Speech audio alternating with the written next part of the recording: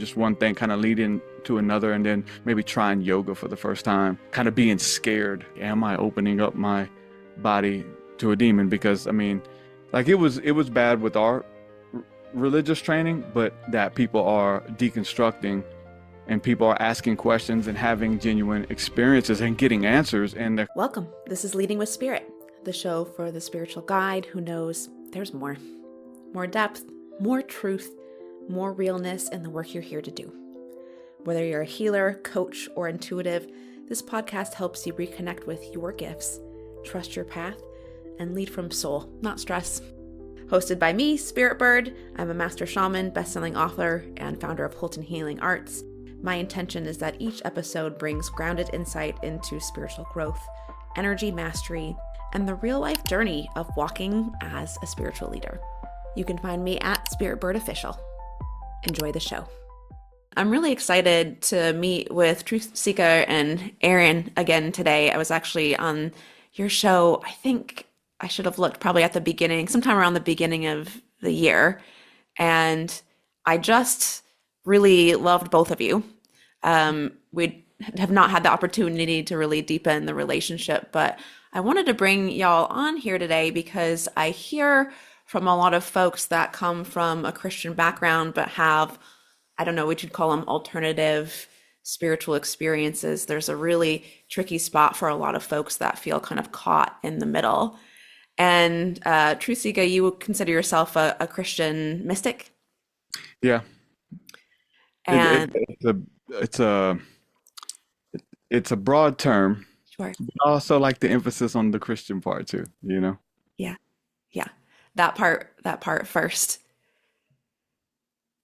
Yeah, I mean, just because it doesn't paint you into certain boundaries that I think you can get from the uh, evangelical Christianity, modern evangelical Christianity in these boxes or whatever. And I think the mystic term paints with a broader stroke, but still understanding that when people ask me what is a Christian mystic or something like that, it to us it's just regular Christianity. It's what I think those guys were walking in and operating in a very mystical life, very mystical modes of prayer and experiences with beings and intelligences and angels and hearing God speaking to them through nature and through the clouds and all of these kind of things that is a part of early Christendom, this mystical tradition. Sure. Well, and I get the sense from, I think both of you, that there's like a inherent like curiosity that comes along with your practice in daily life. Also that it, I think, is part of mysticism in general with like, what is this? What are we dealing with here? So Yeah. I love that spirit. You've also had uh, paranormal experiences or experiences outside of what most people would call probably normal. Is that correct? I would say. Yeah.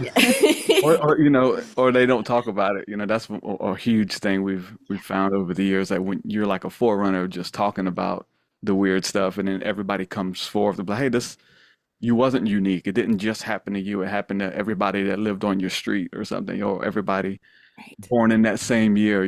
So that's the beauty of it. Yeah. Yeah. Gotcha.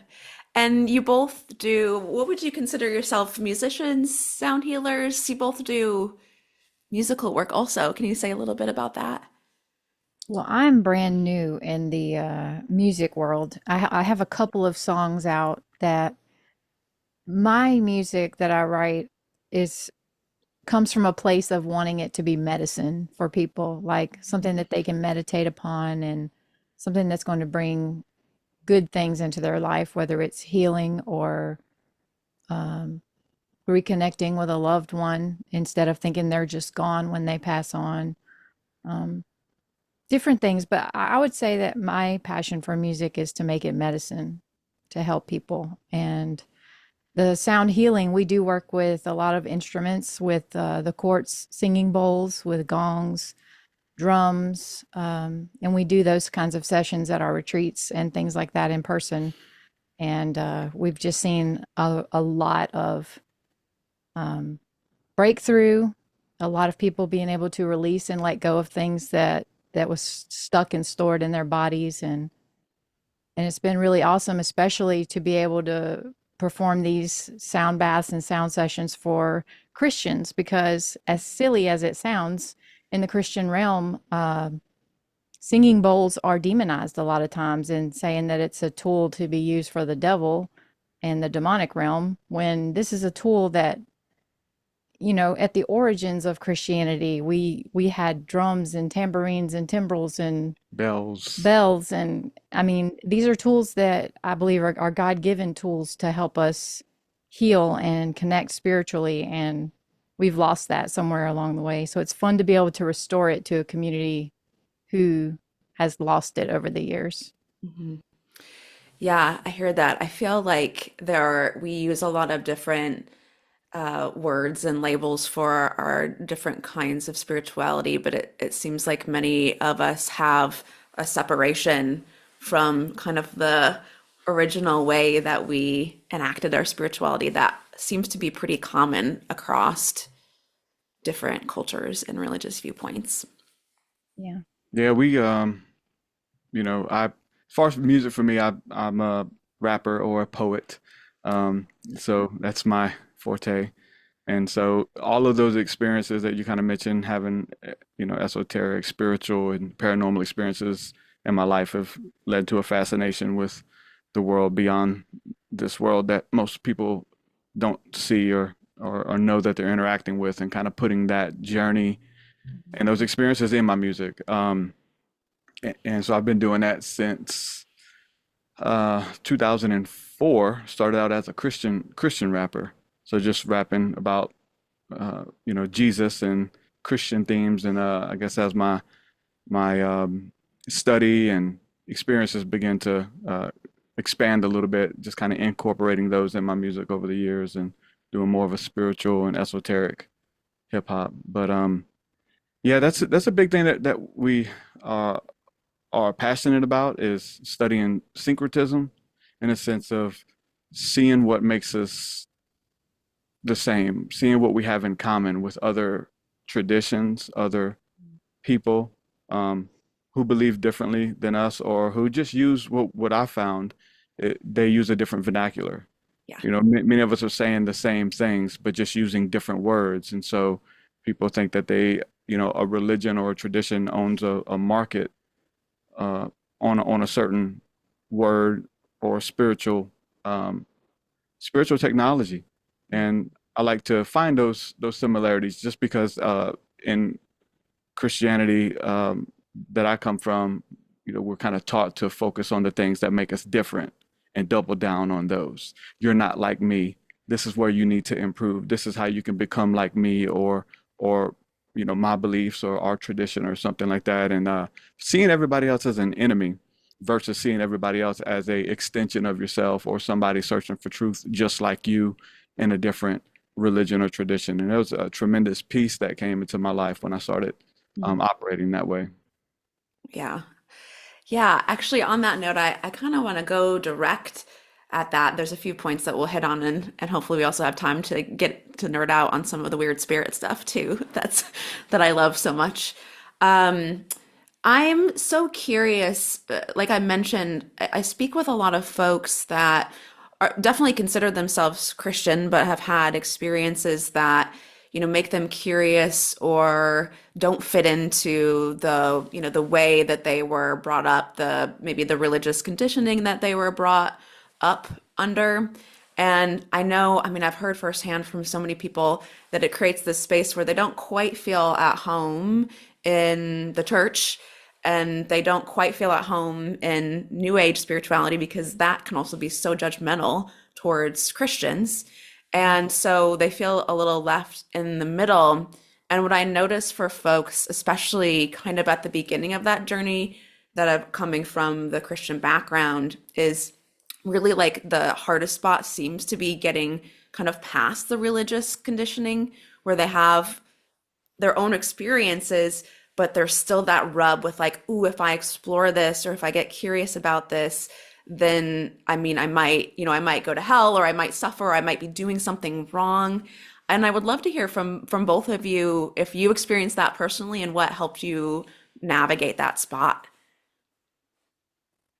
Yeah, for me, initially, when you're trying to break out of that mold that the church has formed you into and told you like this is the way, this is the only way, this is the right way, anything outside of this is evil.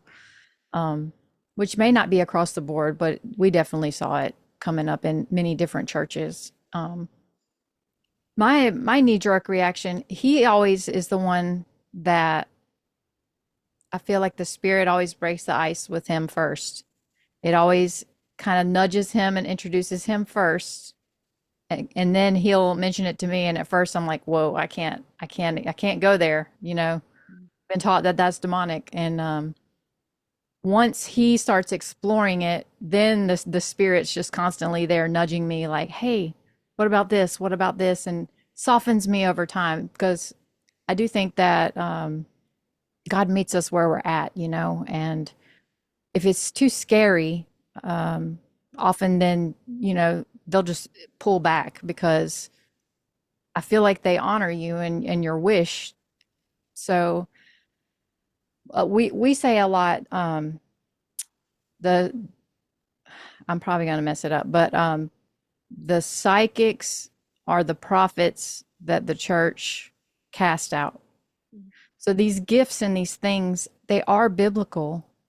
There's some terminology differences, but the giftings are very much the same. And when you start to get these giftings, it doesn't mean that it's evil just because the church you go to may not support it.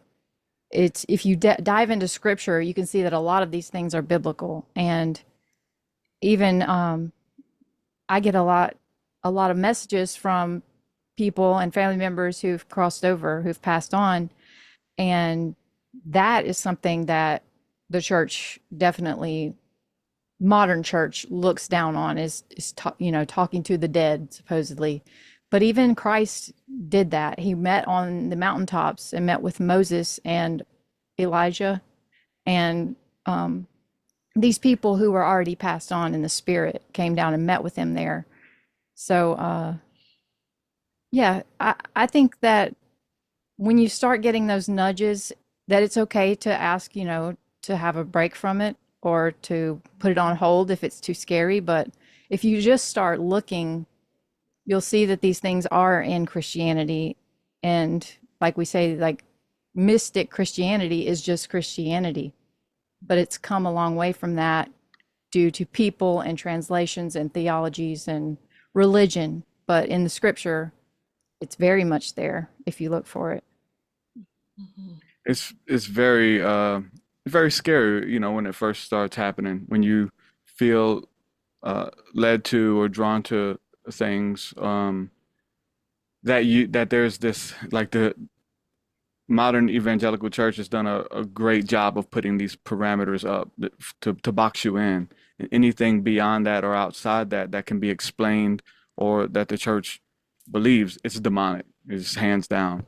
Um, so for me, it was very hard. It was very hard because I had that training and you know, I taught that too, you know, attacking all of these other, whether it's traditions or schools of thought, religions, whatever.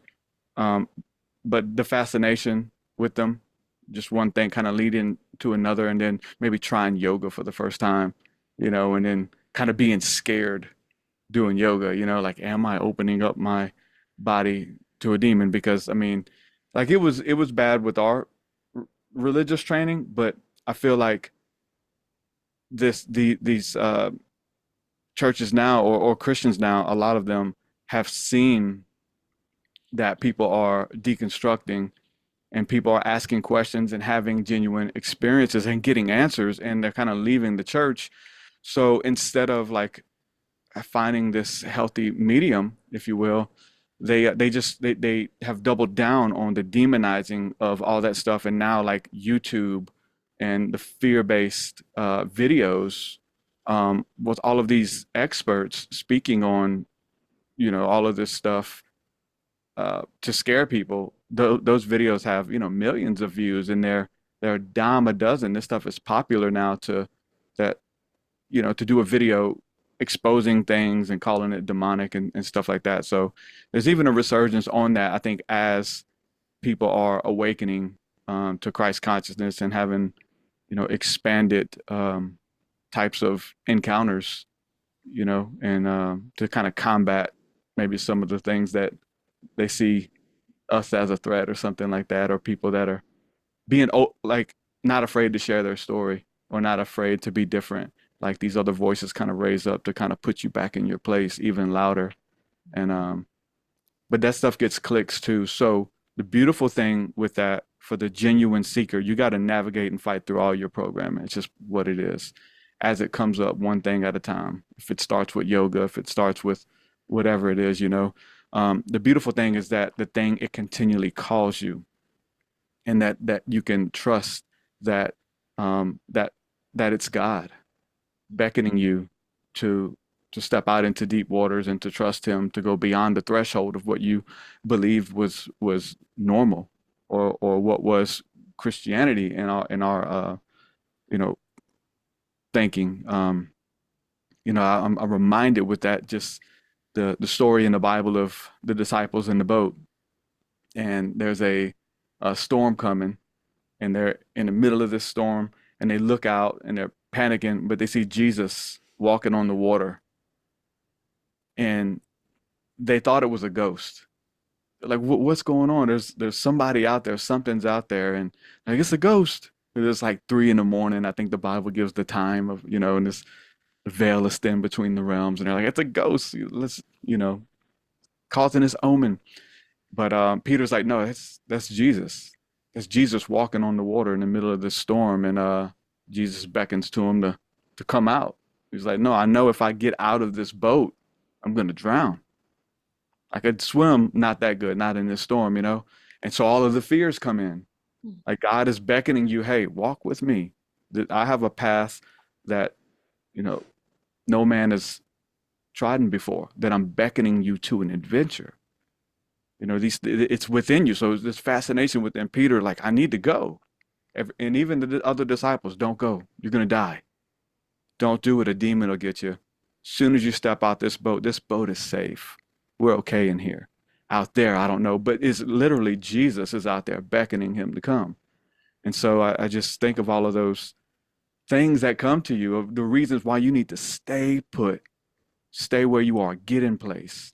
And that's what they've done a great job at, building those parameters. But it's once you step beyond that threshold and you begin to walk on the water. And that's what Peter did. He stepped out of the boat and he starts walking on the water as his eyes are fixated on Christ. His eyes are fixated upon love and upon beauty. And it's drawn Peter closer to him, going where he could have never gone before. And then he starts sinking, and he starts to doubt, because he starts looking at, like, what am I doing? I'm not supposed to be doing this. And this is what we do. I'm in the middle of yoga and I'm not supposed to be doing this. Oh my God, demons are going to get me. Then you begin to sink in the waters of confusion and chaos. But as we look up and we keep our eyes focused on our why am I here to begin with? Who drew me here? I think if we, and within our heart of hearts, if we can be honest, it is the voice of love. It is the voice of Christ, that if we're fixated upon that, he'll never let us sink and he'll never let us drown. So there's these beautiful um, life preservers that are in the scriptures as well. So just as people would use the scriptures to demonize and tell you what not to do, there's the call and the beckon to adventure and to a greater mystical union with God and with Christ that's within those scriptures as well. And so we can't turn that off. All of the things try to put you back in place, but the heart of the seeker, it just beckons you. And you can try to silence it, you can try to turn it down and do whatever you want, it doesn't go away. So you got to get clear on it. And I think that's, the work that we're doing and the work that you're doing, and so many others now. It's beautiful that people are stepping into their destiny and experiencing Christ in these ways. At the a minute ago when you first started to speak on this, you said really simply just the reminder that it's not necessarily evil or demon, it's also God, and it's going to bring me to tears even just saying it again. Um, and it makes me I'm emotional because it makes me realize how much of I don't really consider myself. I grew up like kind of half Catholic. We like sort of went to church, so I had the exposure, but I don't know that I ever really followed.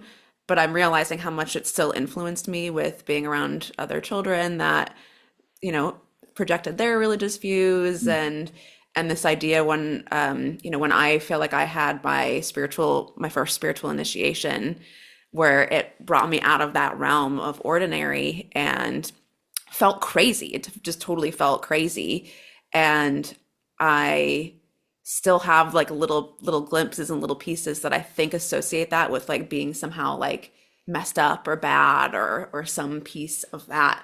So I really appreciate you just kind of like naming the clarity of like, hey, look, that's also God here, as well. And it's helpful, I think, right now with there's I spoke to a woman actually last week who is like in her early 80s, and she was like, everybody thinks what's happening in the world is like completely like the first time it's happened. She's like, honey, I have lived through this kind of stuff like 5 or 6 times at least now. And it Mm. was a good reminder that it made me think of this moment in time that we're feeling a lot of like uh, political divides, religious divides, but also there's this like huge integration that's happening where people are getting closer at the same time. And I I really think of my personal experience, and a lot of other practitioners, leaders are going through a process where they're feeling like they're the only ones that feel the way that they feel. Their viewpoint is unusual.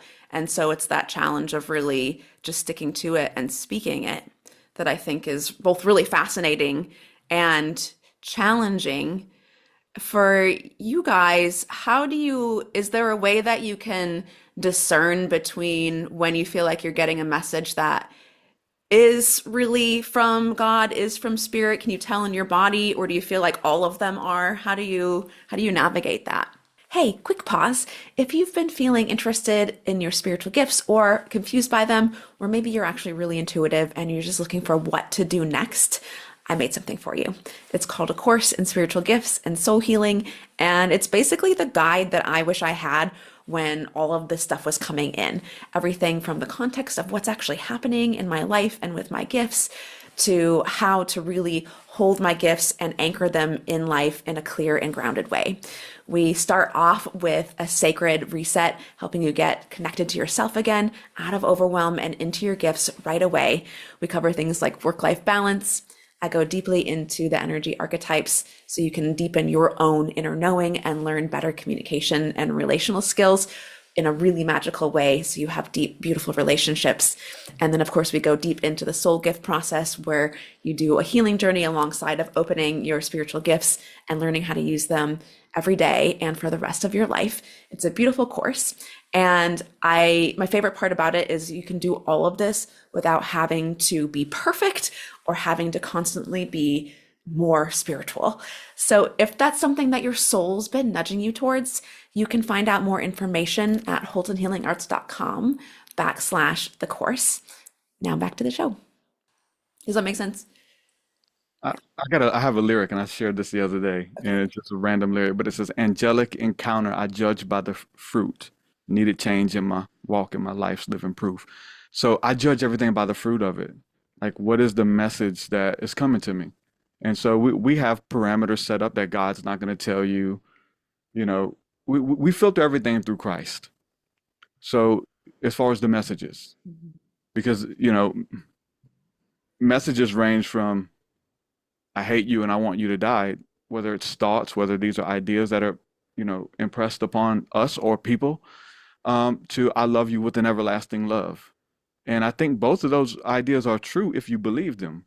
So I think navigating through those voices of who is the voice of truth, the voice of love, the voice of peace, the voice of victory, the voice of that comforts you. So um, the scripture says that Jesus says, "My sheep hear my voice." and a stranger's voice they will not follow. Mm. And so there's a stranger's voice that speaks to us and tries to mimic and sound like the voice of authority or the voice of God. And and it could be tricky, you know. So I want to navigate through the fruit that such encounter or such voices or such ideas bring. Is it going to produce peace in my life? Um, and listen, like we need it. Like we need peace. And some of these subjects are very deep and very scary. So it's not just like the idea that something is scary, so that means it's evil, Mm. right? But in the midst of going through spiritual alchemy, if you will, there's a I do think that we can maintain that peace, and I try to lean into that. What is the voice saying? What fruit does this produce in my life? Um, does it make me a better person? Does it make me a better father, a better husband, a better friend? You know, and anything that doesn't, I'm gonna look at that as something negative, something that's more like an attack that can be used for good to show me my flaws, to show me, you know, an area of my life that's unprotected or unguarded. Um, so we champion them all, but it's to get familiar on the voice of Christ and the voice of truth that's speaking in the midst of chaos. Mm. And I think too, for me, intuition does play a big part in it. That, like, for instance, I had a nightmare a few nights ago, but as soon as I awoke, my body wasn't riddled with fear. Like I knew there was purpose behind it. And it was something that I believe God initiated in me while I was sleeping to allow me to feel these emotions so that they could rise to the surface and I could let go of them. Because since then, I've felt like I've been healed of some stuff that I was dealing with for a couple of years. And this can also be really tricky when you honor your shadow, like we're saying, and we kind of investigate and ask why. Why are you here? What are you trying to show me? And we're really big into etymology and digging into words. And I had this instance where, you know, because everything that feels bad or feels negative is not necessarily bad. Like he said, it can be there to teach you something, to show you a chink in your armor where you need to improve your life a little more. Um, but there's two different words for a the word testing, like test, right? It comes to prove us, to make us stronger. It comes from the word assay, ASSAY, which is to be purified in an earthen vessel. Like it's when you have this vessel and the fire hits it so hard that it burns out the impurities and makes it pure, makes it valuable, right? So those kinds of things we want to sit with and we want to deal with. But if something feels off, you can ask, is this a test or is this an attack? Because the word attack comes from the etymology, goes back to the word attachment, and Mm. something that's trying to make an attachment and make a home in you that it shouldn't be its home. You know, it belongs somewhere else. So it's important to pay attention to your intuition and your guidance, because like everything that's uncomfortable isn't necessarily bad, but sometimes it is. And so that discernment plays a big part. It's I think it's helpful to keep in mind that you might have both, and there's like a tracking that kind of goes along with it, like to be able to discern and hear the messages that you need means you need to be able to hear and discern the messages that aren't for you and that aren't helpful. How can you tell the difference if you're not, if you shut out all of the messages you can't discern, Yes. and then you're missing out on probably a lot. Hmm. Yeah. Suppressing everything, and we know what happens with that. It kind of, you know, all rises to the top, and you know, you explode, Yeah.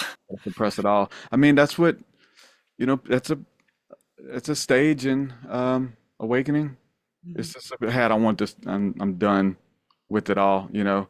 And I think I was there with like um, when I was going back and forth from being, you know, a Christian rapper or Christian evangelist traveling to churches and rapping and sharing my testimony and speaking to youth groups and congregations and stuff. And um, like that was normal. And when I would have mystical experiences, or not when I would have them, when I would share them Mm. with around Christian brothers, or sisters, and I wouldn't use Christian language. If I wrapped all this up in Christianese, I think I'm pretty good. But I have an appreciation for the other traditions that have mastered some of this stuff that we're talking about, and they practice it way better than the Christian tradition. So you have to salute, right? But I remember the backlash and just the rejection and the ghosting that I got. That hurt a lot.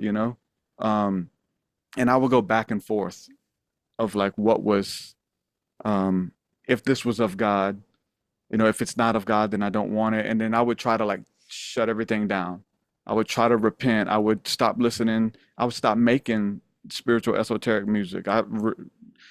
Like re I did an album release of my album and then went through something and got convicted because I was going back and forth, and I refunded like all the pre-orders and deleted the album. Like I literally like people I sold like the most pre-orders I've ever sold starting to do esoteric music. And uh I was in front of a new audience, and I just reneged on it because I thought that maybe some of this could hurt people, it could poison people, maybe this wasn't God, maybe I'm opening people up to ideas that they're not ready for, and I didn't want to do that, right? Mhm. And so I battled all of this going back and forth, and then I would do something like that. I'd get rid of all my books, all of that, and say, you know what, only Jesus.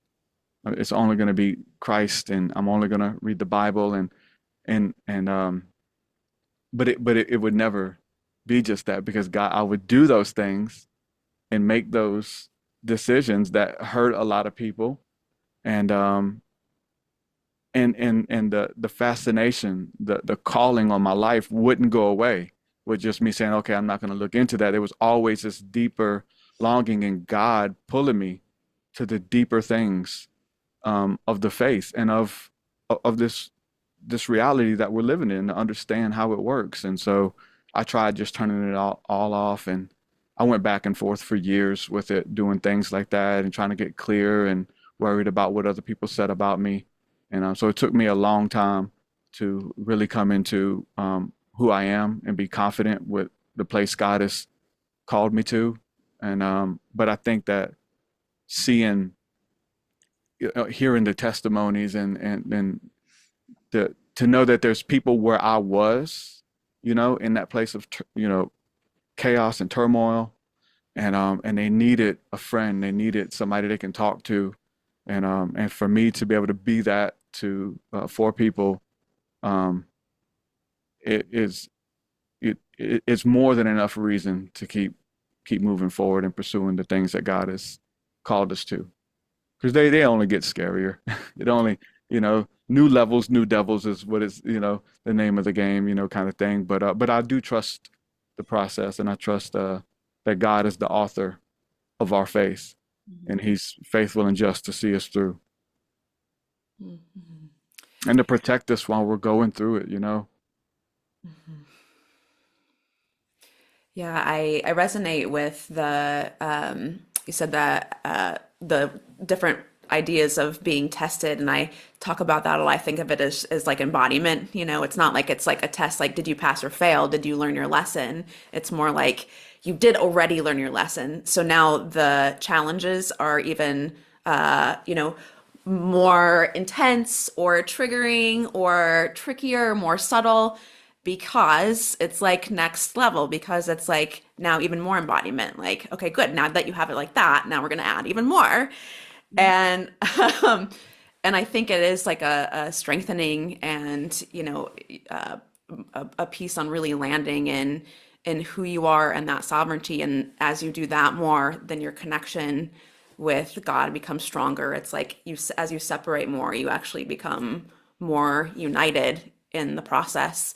So I've really, even though I think to what you're saying around like sometimes it is scary and it can get scarier, it's like, yeah, and also there's this beauty that comes along with it that makes it all worth it. And I think, as you take each step, the previous step gives you the confidence and the faith to know what will come from your next step. But it's not always easy for sure. Mhm. Another thing you said that I was curious about, I think you talked about, well, I'd actually love to hear a little bit about how some of your experiences that caused you to start questioning in the first place. Would you mind sharing a little bit about that? Um, I just where to start, God has so many. So Yeah. if I go back to the first place, as a Christian, let's just say that. So I've had experiences with the paranormal as a child. The shadow beings in the room. And I think we talked a little bit about that on our podcast together, and that happened when I was 4. But that's something that like it's always like marked me to like ask the deeper questions that most children aren't asking. What was that? Mhm. And as a teenager and young adult, what was that? And I think that question led me in, you know, to ask more questions and get good at asking questions. And so for me, fast forward, being a Christian minister and kind of doing things by the book, going through witchcraft and things like that, like more of the demonic evil stuff when we were younger. I had that past behind me, but so there's also another fear, what I'm saying, of like you don't want to go back to that. Mm.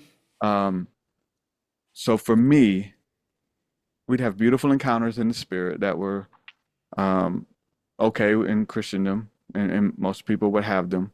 Supernatural experiences, ecstatic experiences, and kind of thing where you just feel the beauty and the bliss of the Holy Spirit and this divine energy enter you, heal you, move in your midst. Lay hands on people and they feel it. This kind of energy, and we have experiences like that.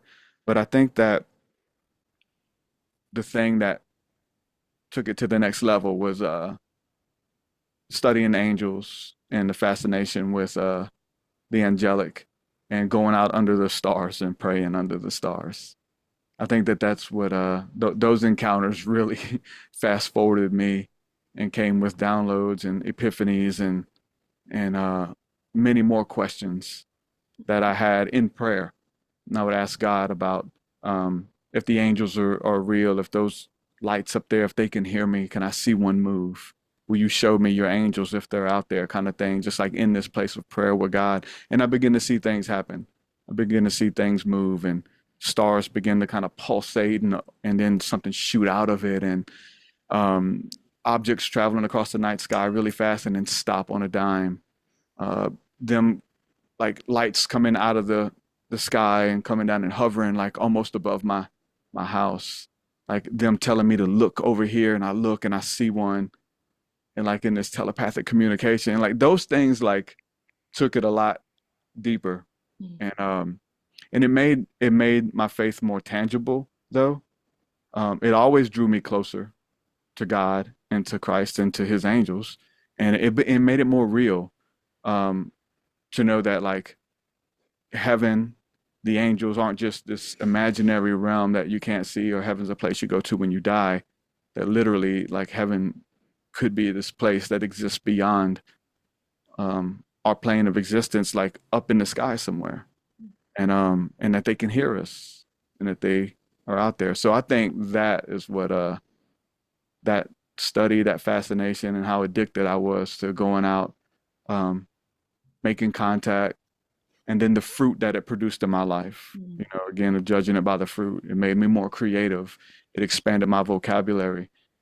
It allowed me to research more ancient text, and so all of this begins to expand you, little by little, and then you begin to see synchronicities in your life and all of these things. And so that's when it kind of started. I would say a lot of that started with the fascination, like 2008 moving into 2010, kind of ramping up, and then um, 2011, 2012.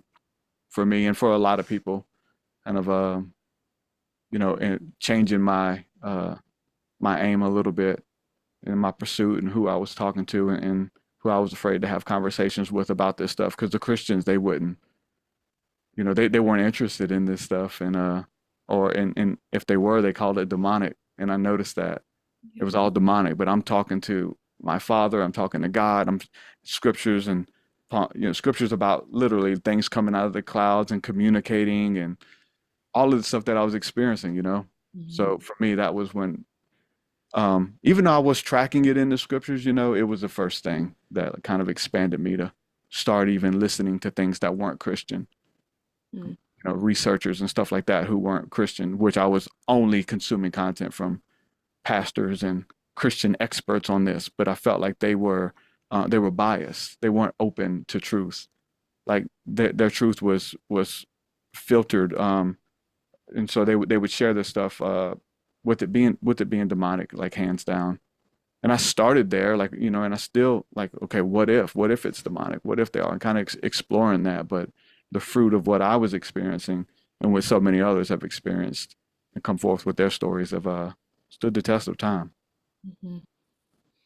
As you share more about your personal and direct experiences, you're definitely more, embodied in some of the work. And like we were just talking about, I'm sure there's more and different challenges. But do you feel like as you've gotten more practice with this, do you feel like you meet less resistance in people that just want to call everything demonic or reject your ideas? Or do you feel like that's all still there, but it's just you internally that's become more resilient in the conversations? Um, it was a conversation that I think a lot of them like weren't willing to have. So now, even the ones who are like against this kind of stuff, they they'll have the conversation, but to refute it or to say it's demonic or to that kind of thing. But like a rising tide raises all the ships, and so many other people are having these experiences, and the internet shows you quickly that you weren't the only one. You never were. But those outside voices are quick to say, "Hey, you're out of line. This is different. This is not right." And they're really convincing until you start to hear the other testimonies come forth, and somebody that you can trust and somebody who's bearing fruit in their life too. Because I think that's a big part of it. Like, okay, you're seeing UFOs, you're encountering these beings. You just left your wife and kids? Oh, cool. You just got fired and you're just gonna, what, like you can't. It's not producing tangible fruit in your life, and so this energy and these experiences can do that. It really can. So I want to be like, I want to help people be able to balance and be able to do the inner work. And Mhm. um and it's very hard. It's very hard. People are going through a lot of stuff, and so the internet has been both a blessing and a curse for this kind of information. I think even those things that I had those checks in my spirit about early on, are people ready for this? Are we putting the cart before the horse? So um, helping people try their best to maintain their sanity going through spiritual awakening and psychosis, because it very much is. You're privy to and seeing things that other people can't see. So who do you talk to about it? Mhm. Like, you have to be able to trust um, your experiences. You have to be able to trust yourself and trust God. And I think that the parameters and the things that we focus on are very practical, very basic relationship wise with God and with Christ and with the scriptures that I think are that can save a lot of people. You Mhm. know, it's a big deal for me and the messages that we get. And I know you do this work too. It's very sad. It's very sad that the church, it won't even praying against this stuff doesn't make it go away. If it's your calling, if your life is marked to these deeper things, like you can't just like pray again. It doesn't go away. Mhm. And so that's one thing the church thinks that they can do is just pray against it, swipe and sweep it under the rug. these questions don't go away. The fascination with crystals don't go away. There's something beckoning to you that is special, that is spiritual, that is, a part of our tradition, and it's safe. Mhm. But you fighting against yourself and fighting against everyone who's supposed to be in your corner, that, you know, they push you out of the boat. It's a dog eat dog world in these religious traditions, man. Mhm. Well, some of those themes that you've mentioned, I mean, I'm seeing it in a lot of places of sort of like doubling down on like the fear and the division causing us to basically double down on the wrong thing Yeah. and often make enemies out of advocates for really subtle things. Um, So yeah, I think that it's important just to keep, speaking your truth and staying, in your own, keep sharing in that authentic experience because I do really believe that it helps folks kind of find their own too. Yeah. And I'm even just tracking back, like years ago, I would not necessarily try to hide my experiences, but I wouldn't talk about them that often. And now, as my work is more forward facing, I've gone through different iterations where I might meet somebody on an airplane, they ask me what I do. And 10 years ago, I might have just said, like, oh, like, I do life coaching or something like that. And now I'm like, oh, I train shamans. And it's been so interesting because I have found that while there's definitely still some friction or some place where people are not okay or have questions or dismiss immediately, more often than not, when I'm just sharing an experience, like you talking about, standing out and looking at the stars and speaking to angels, it's like that's actually something that a lot of people will relate to. And more often than not, I'm finding is that when I do share that, not in a proving way, not in a like, let me show you how special I am, or let me like try to tell you something crazy, wild to shock you to see if I can, stir some emotion. It's just like, this is just what happened.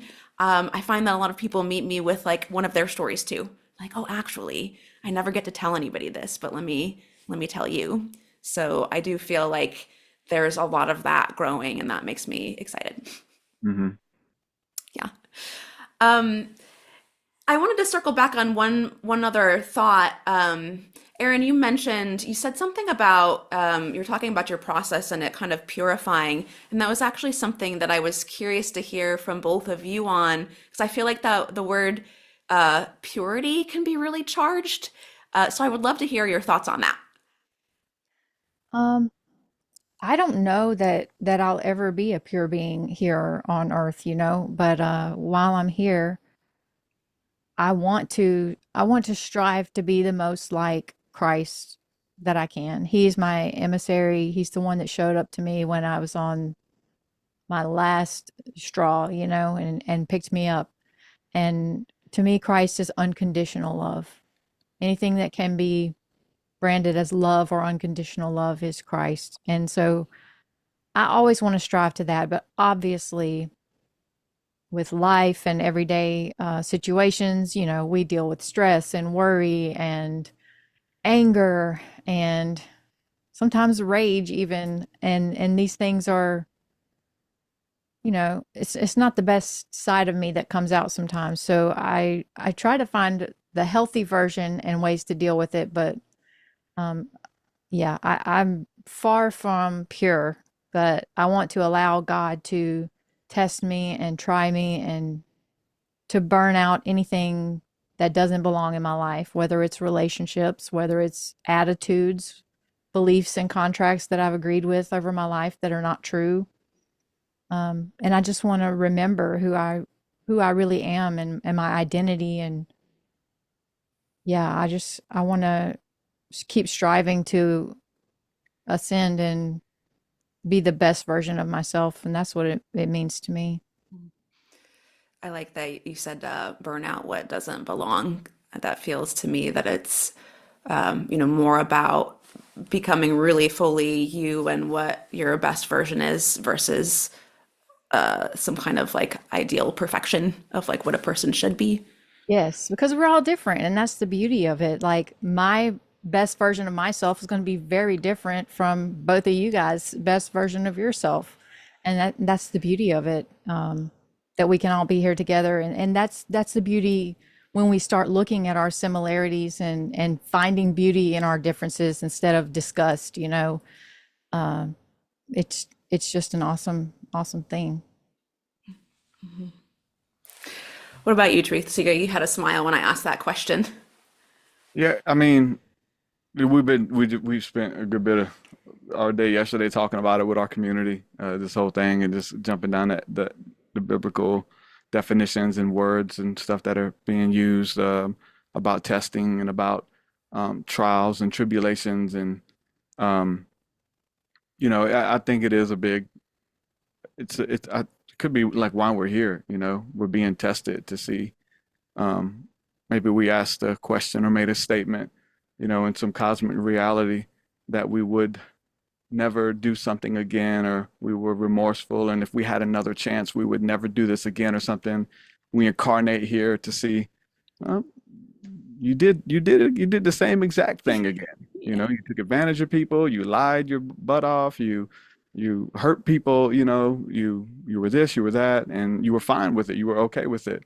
Um, I feel like, I think I've been all those things that I just mentioned, and I've done those things. I don't want to do them. So if there's any trace of that in me, like I want that out, you know. I want I don't want any like um,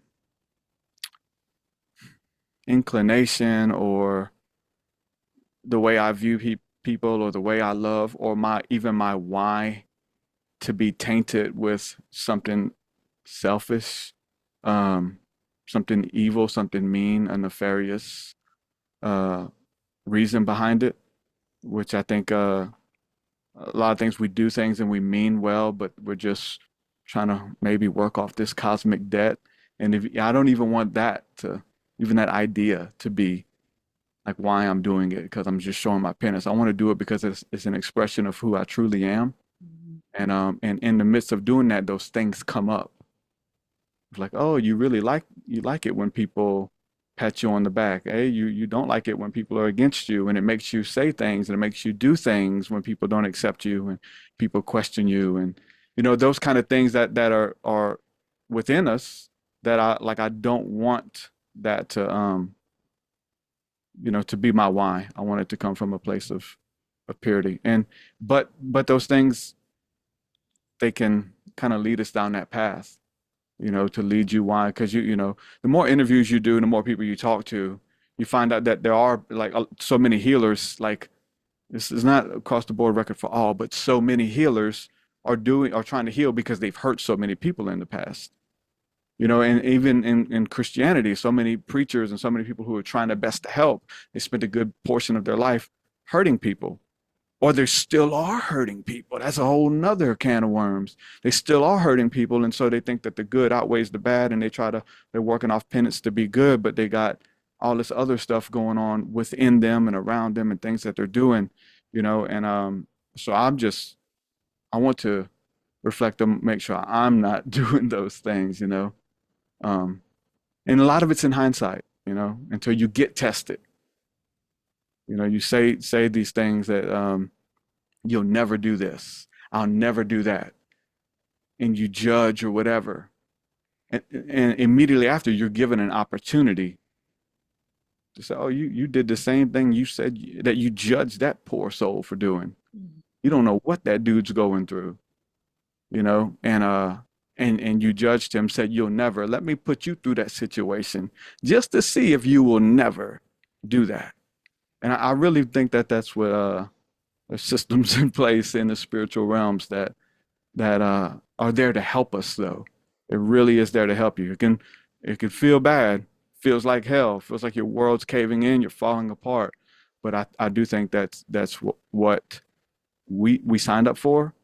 Um, I feel like it's what I signed up for. To be it's easy to project even that. We all signed up to be purified. I don't know what people signed up for, but I do.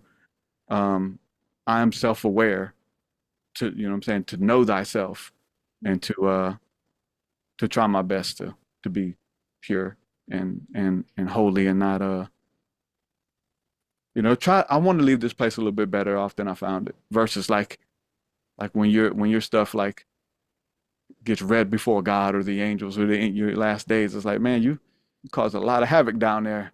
That is, you know, I don't know if we can fix the stuff you did. It's going to take a lifetime, generations to fix the things that you brought and you taught people. Like, can I be a vessel that can bring some love and find and some beauty and to impart that before I go? Mhm. That's all I ask. And I think that's what our work's doing. Mhm. Well, so last question. I'm curious for both of you also, what on the spirit realm of things, like what are you playing with? What's the edge that you're on, or different newer way of receiving messages that's kind of new for you, or you're just exploring? Especially that feels like fun and interesting to you. Etymology has been That's the one. the Yeah. biggest for us, Yeah. like really encountering, like, because there are spirits, angels, and gods that are over words, and how words have changed over time to mean something different to us now than they meant to the ancients. And so when we're having just a regular conversation and you think that somebody using this word that they mean one thing, but that word really means another in a magical sense, that is a beautiful, crazy, um, endless rabbit hole that we encounter God and our angels in Christ too, and we bring it to the Bible, or it starts in the Bible and ends up in some other ancient text or Mm. something like that. And the way the Spirit gets to commune with you through a broader um, vernacular, because there's all these new words that God can use to speak to you. So that's a huge part of our like reading and studying is looking up almost every word that we read in the Bible Mhm. and breaking it down and finding some ins insanity, to be honest with you, but Yeah. amazing, beautiful, awe-inspiring insanity. Yeah, it unlocks a whole new appreciation for the Bible and the scriptures because there's a lot of people even in the Christian realm now trying to throw out the Old Testament because there's some, questionable stuff in there um, that God didn't operate in love and but if you dissect the words and everything, you can still unlock a whole new beautiful side of it. And we're champions for the Bible and the scriptures, and we don't want people to just throw the baby out with the bathwater. There's a lot of beauty there, and even a lot of mysticism in the scriptures that our modern translations Yeah, don't imply that it was really a mystical experience. But when you dig back into the Greek or the Hebrew or the etymology even of the words in the English, that when it was translated at that time, this word meant something completely different than it means in 2025. Um, yeah, it is a living text, a living word, and it always changes, and it's yeah. really fun to dive in that way. If you approach it with intention and with gratitude, um, we the scripture says the Holy Spirit is the comforter and the teacher. He will lead you into all truth and teach you what you need to know. But to expand that, it's very simplistic, right? So there's a simplistic element to this. But when it begins to open up, as you find out that the Holy Spirit is contains within it all Holy Spirits, all spirits that are of this order that teach, and they have names. And I think when we lean into etymology with a pure heart. So purity comes in. It's like, why are you doing this? Kind of thing. So a lot of the times that comes. So it's a place of positioning the heart, which is like a spiritual experience as we're reading. We're not reading to teach anybody, and that we're trying to, because there is a difference. Um, we're reading there to encounter and to commune with God, and then to simply kind of share out of that overflow. And I think that that's when you begin to meet, when we begin to meet the teachers and the gods of old who are hidden within the Bible.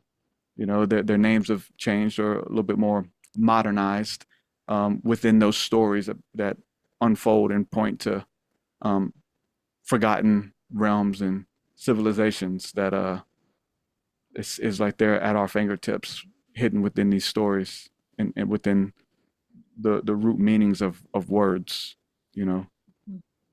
Shout Yeah. out to Hermes, Trismegistus, and Sos, and Moses, and all of these guys who are over words and language and law. It's their names change um, throughout civilizations, but their message and essence is the same. We can simplify it, but it's very mystical. So that's a huge part. There's so many, but that's a really big one and fun one that probably a lot of people you don't hear from a lot of people. Well, I'm definitely going to look up the word resonance has been ringing in my ear this whole time so I generally like to go with the flow on these conversations, and of course I had a couple ideas of what I wanted to talk to y'all about today. And I've been chuckling inside because most of the time you're answering the question before I can ask it. And I was just tracking as we've been talking. I'm like, but it doesn't feel like there's a distinct difference to me. It doesn't feel like it's telepathic where like I'm thinking the question and then you're just naturally hearing it and it feels different to me. And so I was like, well, what is this? And so that's where the word resonance just kept coming in multiple times. So I'm definitely going to look that up after this conversation and see what door that opens up. For sure. Yeah. Resonance is a beautiful one. Mhm. Resonance and reverberation, like to you say these truths and you speak these things and you look in and it doesn't there when it resonates with somebody, it bounces off so that you can hear it's like a call and response, like an echo, that when the thing that you find two people um, that resonate at the same level, there's a response, and it helps you with like this beacon of like I've been calling, I've been asking, I've been praying, and then it took 3 days or 3 years, and then finally, boom, there's the confirmation of the echo of the reverberation and resonance, which are universal laws. So like understanding how those things work brings a lot of comfort. I'll say that. Perfect. Great. A few of the key takeaways that I'm with in this moment from our conversation today, for sure, is I really love what you all have shared about, purity. I think that that's something that a lot of times people take into New Age spirituality and it gets kind of distorted in that you're supposed to be perfect. I'm supposed to eat this diet so I can become enlightened, so that I can, become higher consciousness. I need to never have these thoughts and always do this stuff. And it feels like there's a rigidity that's not always helpful for us. So I love that you really shared both, removing what doesn't belong and like basically sharing from the heart, coming from the heart of things. And I'm also taking away today the reminder that don't push things under the rug; they come back up. Yeah. Mhm. And Well, all. that's, So, oh, well, and we wanted to say too, congratulations on the wedding. oh, thank you so You much. got married since the last time we spoke with you. Yes, those pictures just like I could feel the joy exuding off of those photos. They were so beautiful. Oh, thank you so, so much. Yeah, it's not something my life path, I never thought, not that I never thought I'd get married, but it wasn't a deep desire of mine. So it's been a really beautiful, place for talking about how life will lead you into a situation that you might have judged, and may have judged. And I've been, what I'm most excited about is, even though my partner and I didn't really question our commitment, I'm really enjoying the beauty that the marriage just gets to hold that commitment now. And it's releasing a little bit of energy from both of us that I didn't realize that I was just like having to hold. So that's been one of the first beautiful pieces from the marriage so far. That is beautiful. Well, y'all, I so appreciate you being here and taking some time with me and, again, sharing from your own experience. I know also you have a free throne room meditation that folks can find on your website, which is seer.school. Is that correct? Hmm. Yeah.